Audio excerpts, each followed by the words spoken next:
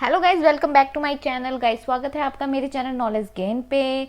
अगर आपने income tax return file कर दी है तो अब आप जल्द रिफंड चाहते होंगे, तो आज की वीडियो में मैं आपको यही बताऊंगी कि आपका रिफंड कब तक आएगा। और अगर आपको ऐसा लग रहा है कि आपका आईटीआर अभी तक प्रोसेस नहीं हुआ है या आपका रिफंड वो काफी दिन हो गए अभी तक नहीं आया है, तो कुछ चीजें आपको इनकम टैक्स पोर्टल पर जाकर चेक कर लेनी है। पर इससे पहले मैं आपको बता दूं कि मैंने अपने चैनल पर वीडियो डाल रखा है कि कैसे आप अपना इनकम टैक्स का रिफंड चेक कर सकते हैं। तो आप मेरे चैनल पर जाकर विजिट कर सकते हैं और आई बटन पे आपको उसका लिंक भी दिखाई दे रहा होगा। तो चलिए वीडियो को स्टार्ट करते हैं। और अगर आप चैनल पर नए हो तो चैनल को सब्सक्राइब जरूर कर लीजिए और अगर वीडियो अच्छा लगता है तो वीडियो को लाइक एंड शेयर जरूर कीजिएगा। तो सबसे पहले हम बात करते हैं कि कितने दिनों में आपके बैंक अकाउंट में इनकम टैक्स का जो रिफंड है वो आएगा। तो सबसे पहला स्टेप तो ये है कि आपको सबसे पहले अपनी आईटीआर फाइल करनी होती है, उसके बाद प्रोसेसिंग होती है और आईटीआर प्रोसेसिंग के 7 डेज के अंदर आपका जो रिफंड है आपके बैंक अकाउंट में आ जाता है।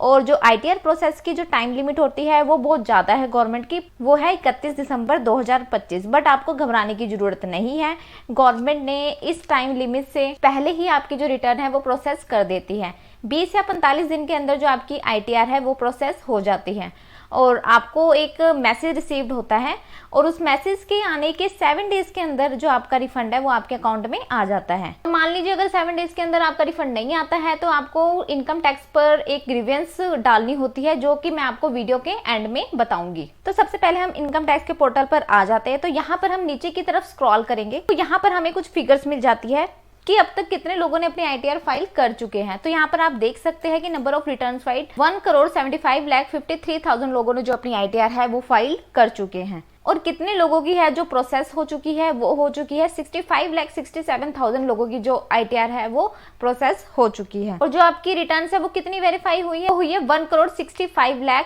1,65,00,000 के करीब जो आपकी रिटर्न्स है वो वेरीफाइड हो गई है। इस आईटीआर को जो वेरीफाई करना बहुत जरूरी होता है, उसके बिना आपका जो आईटीआर है प्रोसेसिंग में नहीं जाती है। तो करीब 1,65,00,000 लोगों ने जो अपनी आईटीआर है वो ई वेरीफाइड की है और उसमें से 65 लाख जो आईटीआर है वो वेरीफाइड हो चुकी है और काफी आईटीआर है जो कि अभी भी बची हुई है, जो कि प्रोसेस नहीं हुई है। अब इसका क्या कारण है कि अभी तक प्रोसेस क्यों नहीं हुई है, और जो नंबर है वो भी काफी बड़ा है जो कि अभी तक वेरीफाइड नहीं हुई है। इसके पीछे क्या रीजन हो सकता है, तो देखिए यहाँ पर कुछ बातें इंपॉर्टेंट है, जैसे कि जो हमारी आईटीआर 1 होती है और जो आईटीआर 4 होती है ये सिंपलेस्ट फॉर्म है, तो ये बहुत जल्दी प्रोसेस में जाते हैं। लेकिन इन आईटीआर में आपका जो रिफंड है बहुत अच्छा खासा, मान लीजिए 30,000, 40,000, 50,000, तो इनकी प्रोसेसिंग में भी थोड़ा सा टाइम लगता है। लेकिन जो आईटीआर 2 है और आईटीआर 3 है ये काफी दिनों में प्रोसेस होते हैं। और अगर आपकी आईटीआर ऐसी है कि जिसमें कोई भी रिफंड नहीं है या फिर आपकी आईटीआर में टैक्स लायबिलिटी थी, आपने टैक्स पे किया है, रिफंड नहीं है, तो इस तरह की आईटीआर बहुत जल्दी प्रोसेस हो जाती है।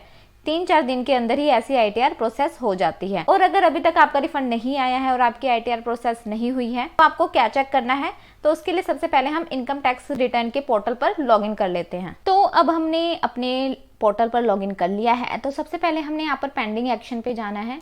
पेंडिंग एक्शन पे जाने के बाद रिस्पॉन्ड टू आउटस्टैंडिंग डिमांड पर क्लिक कर देना है। जैसे ही यहाँ पर क्लिक करोगे तो यहाँ पर हमने चेक करना है कि हमें कोई सेक्शन 245 का नोटिस तो नहीं आया है, कोई पिछली डिमांड तो हमारे पास नहीं आई है। तो अगर यहाँ पर ऐसा कुछ नहीं मिलता तो आपने यहाँ पर ई प्रोसीडिंग पर क्लिक कर देना है। ई प्रोसीडिंग पर क्लिक करने के बाद हमने यहाँ पर चेक कर लेना है कि हमारे पास कोई डिफेक्टिव रिटर्न का नोटिस तो नहीं आया है, क्योंकि जब हम आईटीआर गलत फाइल कर देते हैं या फिर हम आईटीआर फॉर्म का गलत सिलेक्शन कर लेते हैं तो हमारे पास डिफेक्टिव रिटर्न का जो नोटिस है वो आ जाता है। तो ये सारी चीजें हमें यहाँ पर चेक कर लेनी है कि हमारे पास कोई नोटिस वगैरह तो नहीं आया है।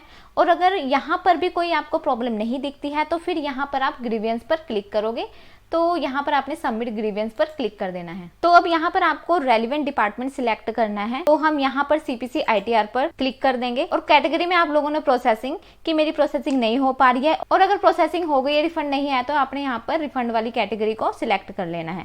तो अभी हम यहाँ पर प्रोसेसिंग को सिलेक्ट करेंगे। तो प्रोसेसिंग को सिलेक्ट करने के बाद आपने यहाँ पर अदर प्रोसेसिंग को सब कैटेगरी में डाल देना है, देन कंटिन्यू कर देना है।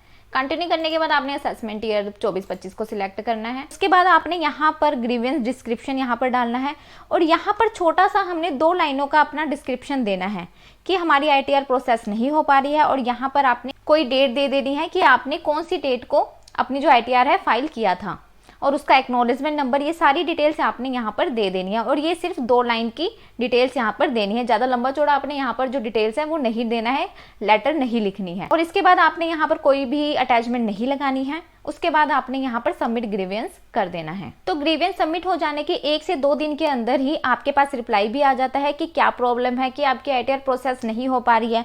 और अगर प्रोसेसिंग में गई है तो आपके पास उसी तरह से मैसेज आ जाएगा।